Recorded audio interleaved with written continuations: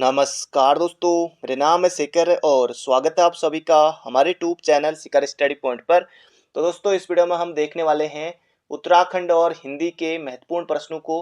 तो आप वीडियो को अंत तक जरूर देखेगा और 50 क्वेश्चन दोस्तों इसमें हम देखेंगे। 50 में से आपका स्कोर कितना रहा ये आप कमेंट बॉक्स में जरूर बताइएगा।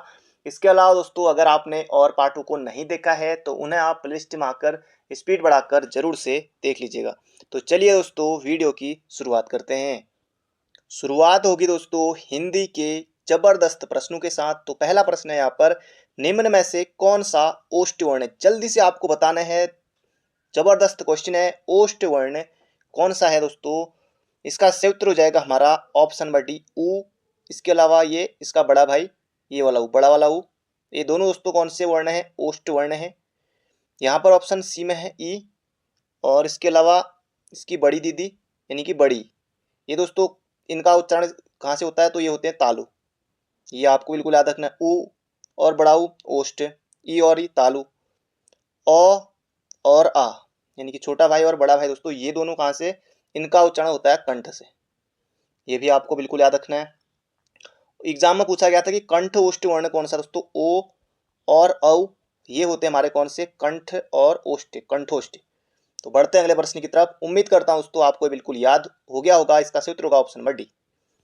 अगला प्रश्न है, किस वाक्य में विराम चिन्ह का उचित प्रयोग नहीं हुआ है? जबरदस्त क्वेश्चन है दोस्तों। विराम चिन्ह आपको पहचानना है। इतनी आसानी से आप 30 सेकंड में दोस्तों इसका उत्तर आसानी से नहीं निकाल सकते, लेकिन निकाल भी सकते हैं एक ट्रिक से। पढ़ लेते हैं इन्हें। मैं मनुष्य में मानवता देखना चाहती हूँ, उसे देवता बनाने की मेरी इच्छा नहीं है। बात वैसे जबरदस्त कही गई है। वह दूर से, बहुत दूर से आ रहा है, बहुत दूर से। क्या बात है।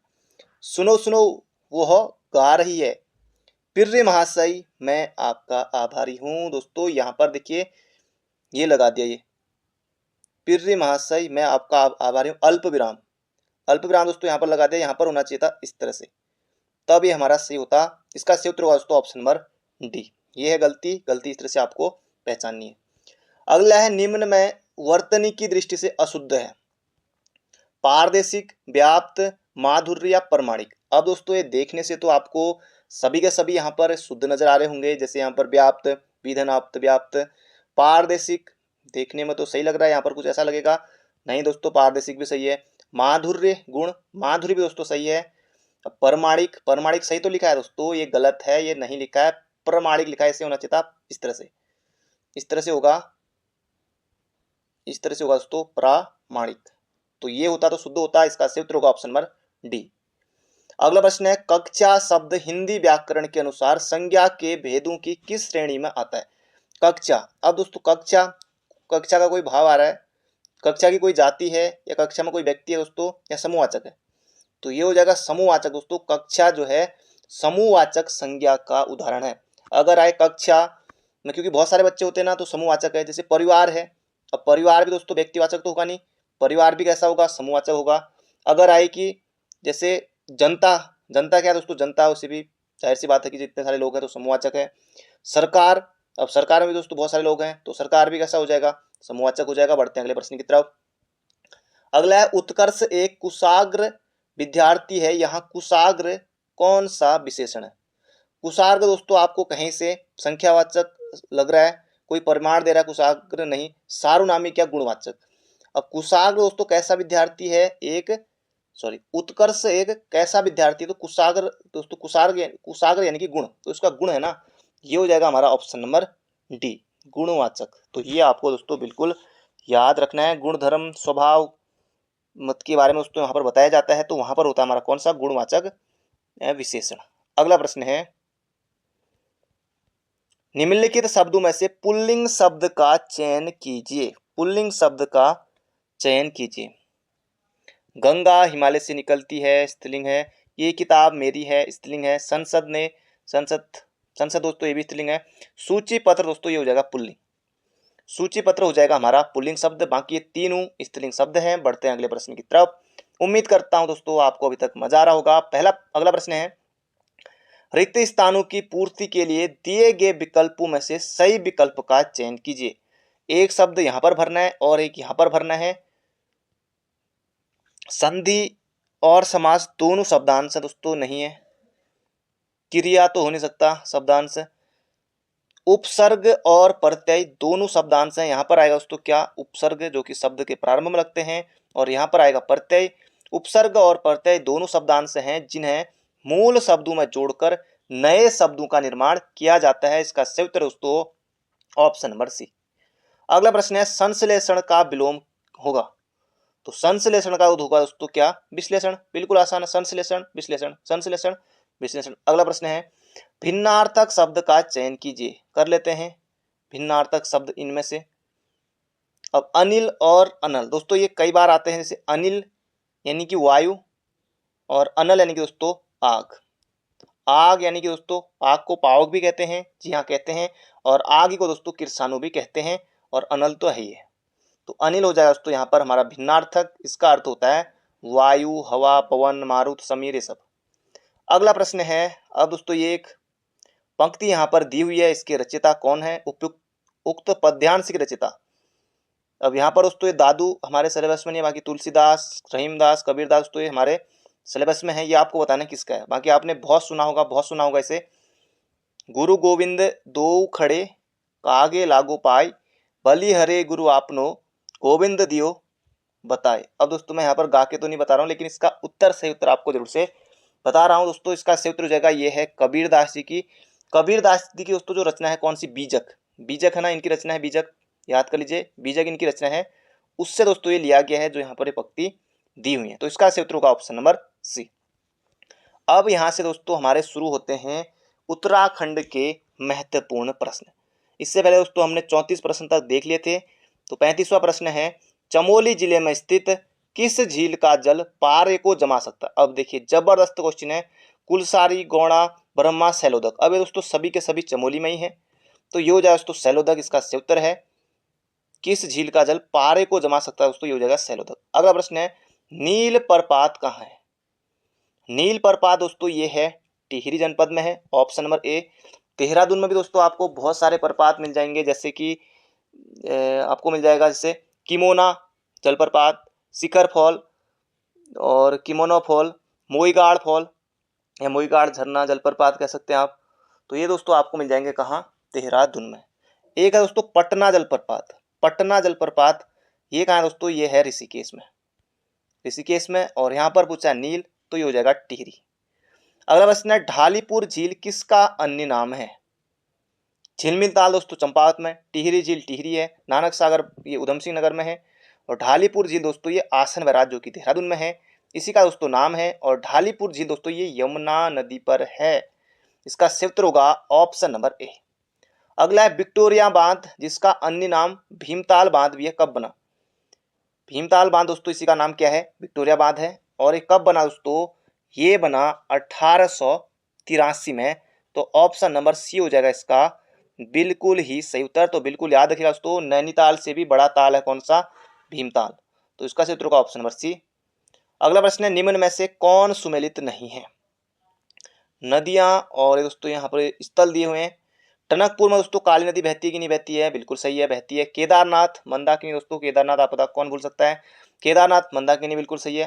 गोपेश्वर अलकनंदा, जोशीमठ नंदाकिनी नहीं नहीं नहीं, जोशीमठ में दोस्तों नंदाकिनी नहीं होगा। जोशीमठ में क्या होगा, जैसे गोपेश्वर अलकनंदा है, जोशीमठ भी दोस्तों अलकनंदा ही है। जोशीमठ, गोपेश्वर, पांडुकेश्वर ये दोस्तों सभी चमोली में है ना, गोपेश्वर, पांडुकेश्वर, जोशीमठ और बद्रीनाथ, जैसे अपना बद्रीनाथ, माणा, ये दोस्तों सभी अलकनंदा के ही किनारे हैं। बढ़ते हैं अगले प्रश्न की तरफ। अगला है भीमताल झील की गहराई कितनी है। तो इसका सही उत्तर होगा दोस्तों 40 मीटर नहीं है। भीमताल झील की गहराई दोस्तों 26 मीटर है, और कुमाऊं क्षेत्र का बहुत बड़ा ताल है कौन सा, भीमताल। तो 26 मीटर गहरा है। अगला प्रश्न है किस ताल के चारों ओर सीढ़ी नुमा खेत हैं। सीढ़ी नुमा खेत, खुरपा ताल, सात ताल, बासुकी ताल दोस्तों ये तो टिहरी और रुद्रप्रयाग में है, ये तो यहाँ नहीं है। किस ताल के, और ये भीमताल दोस्तों ये जो तीनों ताल है ना, खुरपा ताल, सात ताल और भीमताल, ये सभी के सभी कहाँ हैं, तो ये है नैनीताल में। तो इसका सही उत्तर होगा दोस्तों खुरपा ताल, जिसके किनारे सीढ़ी नुमा खेत हैं। अगला प्रश्न है किस ताल के समीप पर्यटकों को राजहंस देखने को मिलते हैं। महासर ताल, टिहरी, मंसूर ताल, टिहरी, अप्सरा ताल, यमताल दोस्तों सभी टिहरी में ही है। तो इसका सही उत्तर होगा दोस्तों किस ताल के किनारे, तो मंसूर ताल के किनारे समीप आपको राजहंस देखने को मिलेंगे। अगला प्रश्न है भाई बहन ताल दोस्तों किसे कहा जाता है, तो महासर ताल को कहा जाता है, कटरुनमा ताल है। अगला है किस झील की तलहटी पर स्लेट चट्टानें हैं। जबरदस्त क्वेश्चन है दोस्तों, बहुत से अभ्यर्थी सही नहीं कर पाएंगे। नचिकेता ताल उत्तरकाशी, देवरिया ताल रुद्रप्रयाग, सिद्धताल चमोली, सरताल उत्तरकाशी। तो इनमें से आपको बताना है कौन सा ऐसा ताल है जिसकी तलहटी पर कौन सी ऐसी झील है, स्लेट चट्टानें हैं। तो इसका सही उत्तर हो जाए दोस्तों ऑप्शन नंबर डी, सिद्धताल, जो कि चमोली जनपद में है। अगला हारडी प्रपात कहाँ है, तो ये दोस्तों कहाँ है, ये है मसूरी में। ऑप्शन नंबर सी हो जाएगा इसका बिल्कुल सही उत्तर, हार्डीगढ़ी नैनीताल में, हार्डी प्रपात ये है मसूरी में। अगला प्रश्न दोस्तों, 4 प्रश्न आपके यहां से बनने वाले हैं। ग्लेशियर यहाँ पर दिए हुए हैं और जनपद यहाँ पर दिए हुए हैं। निम्नलिखित में से कौन सा सुमेलित नहीं है, कफनी glacier Bageshwar, Dunagiri glacier Chamoli, Sukhram glacier Pithoragarh, Bhagirathi glacier Chamoli. तो इसका सही उत्तर होगा दोस्तों ऑप्शन नंबर सी, क्योंकि सुखराम ग्लेशियर पिथौरागढ़ यहाँ पर नहीं होना चाहिए। सुखराम, मैकतोली, सुंदर ढूंगी, ये दोस्तों जो भी ग्लेशियर हैं ये हैं हमारे, ये हैं। इसके अलावा कफनी, कफनी ग्लेशियर से कूफी नदी निकलती है, ये दोस्तों कहाँ है, ये हैं बागेश्वर में, ये हैं बागेश्वर में। तो इसका सही उत्तर होगा option number C.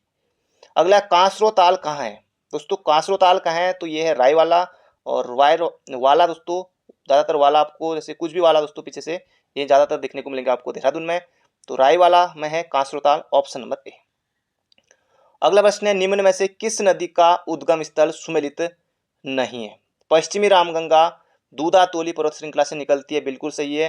Gaula Gargi नदी पहाड़ पानी नैनीताल से निकलती है। विष्णु गंगा डोर यानी नई डोर यानी उत्तरकाशी में, विष्णु गंगा चमोली में। विष्णु गंगा दोस्तों कहाँ से निकलती है, ये निकलती है दोस्तों देववन हिमानी से, देववन ग्लेशियर से, यही हो जाएगा इसका सही उत्तर। बाकी पूर्वी रामगंगा ये निकलती है पोंटिक ग्लेशियर से, पिथौरागढ़ से, ये भी सही है। तो इसका सही उत्तर होगा ऑप्शन नंबर सी।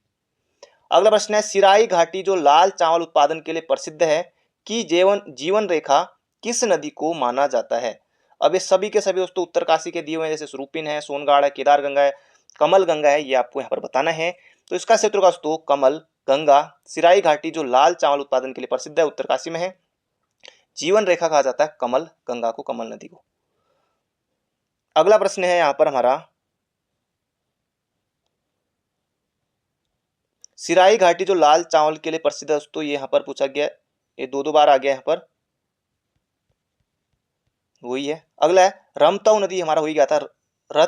रतमऊ नदी किसकी सहायक नदी है। रतमऊ और सोलानी नदी दोस्तों ये गंगा की सहायक नदी है, हरिद्वार में दोस्तों ये मिलती हैं। बढ़ते हैं अगले प्रश्न की तरफ।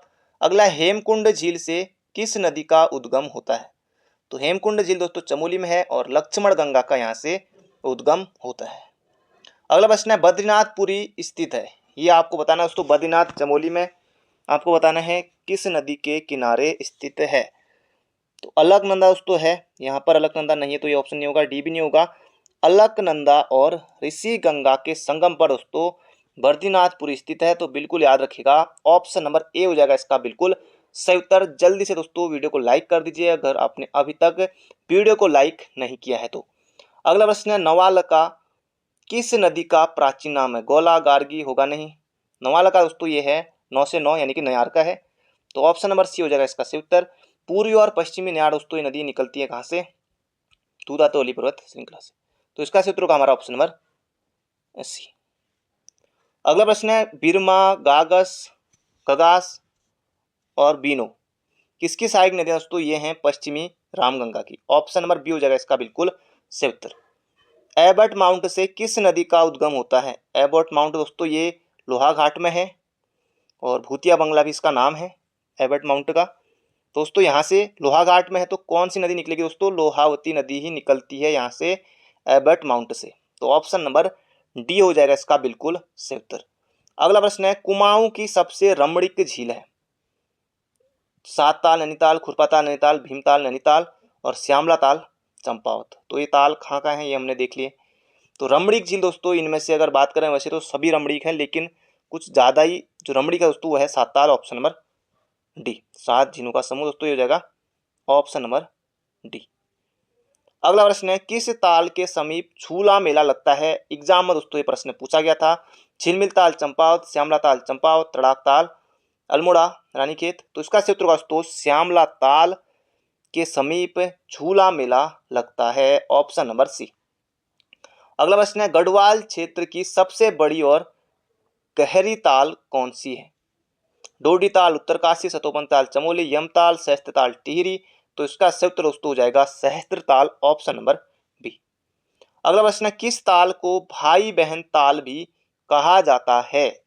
इसका सही उत्तर होगा दोस्तों महासर ताल को भाई बहन ताल भी कहा जाता है। बांसुकी ताल दोस्तों टिहरी और रुद्रप्रयाग, बेनी ताल चमोली, अप्सरा ताल टिहरी। दोस्तों इसका सही उत्तर हो जाएगा महासर ताल। अगला प्रश्न है, निम्न में से कौन सा कुंड ठंडे पानी का है? गौरी कुंड और भौरी अमोली कुंड। दोस्तों ये कहाँ है? तो ये है रुद्रप्रयाग में। सूर्य कुंड दोस्तों बद्रीनाथ में। नंदी कुंड दोस्तों चमोली में भी है, एक बागेश्वर में भी है। दोस्तों इसका सही उत्तर हो जाएगा नंदी कुंड, जो कि ये हमारा ठंडे पानी का कुंड है। बाकी दोस्तों सूर्य कुंड तप्त है। सूर्य यानी कि दोस्तों अपने आप ही तप्त, यानी कि सूर्य गर्म होता है, तो सूर्य कुंड तप्त कुंड है, गर्म है।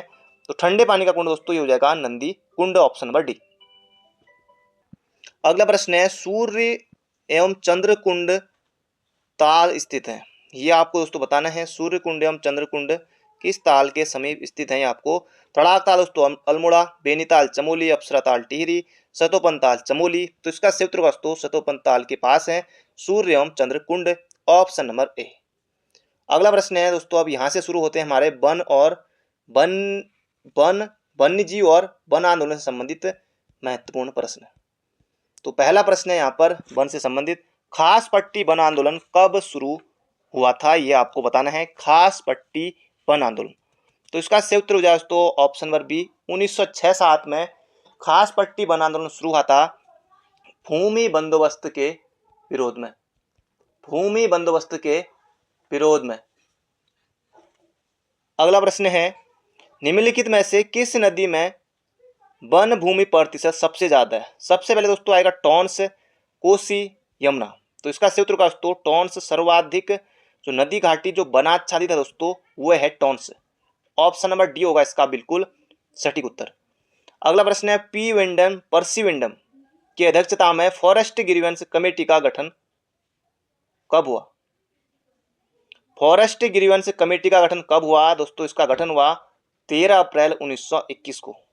अध्यक्ष कौन थे दोस्तों? ये थे पी वेंडम यानी कि पर्सी वेंडम, बिल्कुल आपको याद रखना है। और अक्टूबर 1921 में दोस्तों अपनी रिपोर्ट इसके द्वारा सौंपी गई थी। इसका सही उत्तर हो जाएगा 13 अप्रैल 1921। सदाबहार दोस्तों ये प्रश्न है, कई बार आपको एग्जाम में देखने को मिलेगा आने वाले समय में भी, और पहले से भी पूछा जाता रहा है। अगला प्रश्न है, पर्वतीय शीतोष्ण वन किस ऊंचाई तक पाए जाते हैं? पर्वतीय शीतोष्ण वन किस ऊंचाई तक पाए जाते हैं? तो इसका सही उत्तर होगा दोस्तों 1800 मीटर से 2700 मीटर की ऊंचाई तक। ये आपको बिल्कुल याद रखना है। यहाँ पर दोस्तों चीड़ आपको देखने को मिलेगा, और जो 1800 से 2700 मीटर है दोस्तों इसी के बीच में आपको सर्वाधिक वन भी उत्तराखंड में देखने को मिलेगा। चीड़ है, सिल्वर है, देवदार है, ये सब दोस्तों आपको देखने को मिलेंगे इसी में। इसका सही उत्तर होगा ऑप्शन नंबर बी। अगला प्रश्न है, जड़ी बूटियों के संरक्षण के लिए जिलेवार भेषज सहकारी संघों की स्थापना कब की गई? जड़ी बूटियों के संग्रहण के लिए जिलेवार भेषज सहकारी संघों की स्थापना 1972, 1980, 1982 या 1988। जबरदस्त ऑप्शन है दोस्तों, इतना आसान नहीं है। तो 1980 में दोस्तों ये किया गया था, ऑप्शन नंबर ए बिल्कुल याद रखिएगा दोस्तों, जबरदस्त क्वेश्चन है, एग्जाम में बन सकता है। 1972 से दोस्तों जड़ी बूटियों के संग्रहण का कार्य सहकारिता विभाग के जड़ी बूटी विकास योजना के तहत दोस्तों ये किया जाता है। तो यहाँ पर उत्तर होगा 1980, जिलेवार भेषज सहकारी संघों की स्थापना 1980। अगला प्रश्न है, स्वतंत्रता के बाद नई राष्ट्रीय वन नीति बनाएगी? जीके में भी दोस्तों ये बनेगा, ये आपको बिल्कुल याद होना चाहिए दोस्तों ये प्रश्न। इसका सही उत्तर हो जाएगा 1952 में आई थी स्वतंत्रता के बाद नई राष्ट्रीय वन नीति, बिल्कुल याद रखेगा, एग्जाम में बन सकता है। अगला प्रश्न है, राजगढ़ी वन आंदोलन कब हुआ था? राजगढ़ी दोस्तों उत्तरकाशी में है। राजगढ़ी वन आंदोलन कब हुआ था यहाँ पर पूछा गया है। ये हो जाएगा 1926 से लेकर 1930 के बीच में दोस्तों ये हुआ था राजगढ़ी वन आंदोलन। अगला प्रश्न है, कुमाऊं मंडल में राज्य के कुल वन क्षेत्र का कितना प्रतिशत भाग है?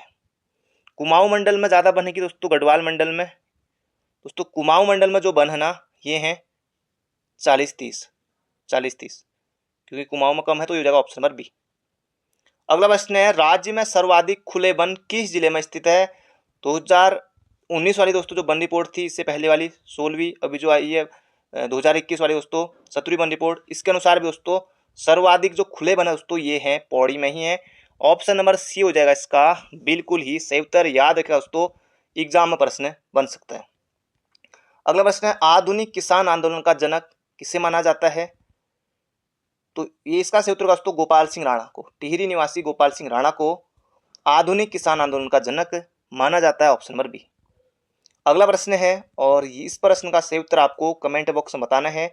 कब इंडियन फॉरेस्ट रिसर्च इंस्टीट्यूट यानी कि FRI का नाम अनुसंधान से जोड़ते हुए इंपीरियल फॉरेस्ट रिसर्च इंस्टीट्यूट रखा गया? आपके ऑप्शन है 1906, 1912, 1914 या 1948।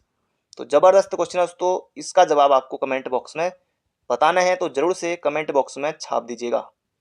अगला प्रश्न है, सच्चिदानंद भारती का संबंध किस वन आंदोलन से रहा है? झपटो चीनो, डूंगी पतोली, ये तो बांझ जंगल काटे जाने के विरोध में। पहाड़ी राखो आंदोलन दोस्तों इसका सही उत्तर हो जाएगा झपटो चीनो। दोस्तों ये नंदा देवी पार्क में चला था उनको रोजगार देने के लिए। ये हो जाएगा यहाँ पर हमारा पहाड़ी राखो आंदोलन, जो कि हुआ था कब? 1988-89 में। और कहाँ हुआ था दोस्तों? उफरे खाल पौड़ी में। सच्चिदानंद भारती के नेतृत्व में दोस्तों ये चलाया गया था। इसका सही उत्तर हो जाएगा ऑप्शन नंबर सी। अगला प्रश्न है, राज्य में सर्वाधिक वन प्रतिशत किस ऊंचाई पर मिलते हैं? ये आपको यहाँ पर बताना है दोस्तों। अभी हमने देखा था, अभी मैंने आपको बताया था, तो 1800 से लेकर 3000 मीटर की ऊंचाई दोस्तों सर्वाधिक वन आपको मिलेंगे। ऑप्शन नंबर सी हो जाएगा इसका सही उत्तर दोस्तों। ये प्रश्न एग्जाम में पूछा जा चुका है, फिर से दोस्तों बन सकता है। अगला प्रश्न है, पर्यावरण का गांधी किसे कहा जाता है? चंदन सिंह राणा दोस्तों तो मक्खन की होली के लिए जो अधूरी उत्सव दोस्तों उसको प्रसिद्धि दिलाई थी उत्तरकाशी में, तो ये ऑप्शन नहीं होगा। सुरेश भाई, चंडी प्रसाद भट्ट और सुंदरलाल बहुगुणा। अब आपको लग रहा होगा चंडी प्रसाद भट्ट और सुंदरलाल बहुगुणा इनमें से एक उत्तर है, और जो इसका बिल्कुल सही उत्तर दोस्तों वह है सुंदरलाल बहुगुणा। इनको कहा जाता है क्या? पर्यावरण का गांधी। बिल्कुल आपको याद रखना है, पर्यावरण का गांधी कहा जाता है सुंदरलाल बहुगुणा को। अगला प्रश्न है आज का हमारा आखिरी प्रश्न, देहरादून चिड़ियाघर को राज्य का प्रथम चिड़ियाघर कब घोषित किया गया? देहरादून चिड़ियाघर को दोस्तों उत्तराखंड का पहला चिड़ियाघर घोषित किया गया था। कब? ये आपको यहाँ पर बताना है। तो ये किया गया दोस्तों 2016 में। बाकी हल्द्वानी में भी दोस्तों है, कुमाऊं का गोलापार हल्द्वानी में। ये हो जाएगा यहाँ पर हमारा 2016 में देहरादून चिड़ियाघर को राज्य का प्रथम चिड़ियाघर घोषित किया गया था। Option number A. तो ये थे दोस्तों आज के हमारे महत्वपूर्ण प्रश्न। बाकी मिलते हैं बहुत जल्दी एक नई वीडियो में। चैनल पर नए हो तो चैनल को सब्सक्राइब जरूर कर लीजिएगा। अपना ध्यान रखिए, स्वस्थ रहिए, मस्त रहिए। Thank you friend, thank you so much. मिलते हैं बहुत जल्दी एक नई वीडियो में।